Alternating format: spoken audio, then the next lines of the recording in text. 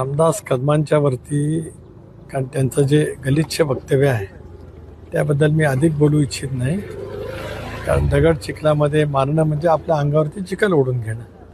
त्यांना त्यांचं करू द्या. राष्ट्रवादी काँग्रेस पक्ष हा आम्ही प्रचंड मेहनतीने दादांच्या नेतृत्वाखाली एनडीएमध्ये फारकत घेतल्याच्या नंतर विधानसभेच्या निवडणुकीमध्ये 41 जागांच्या वरती यश मिळवत त्या ठिकाणी आम्ही बहुमतामध्ये आलेलो आहोत.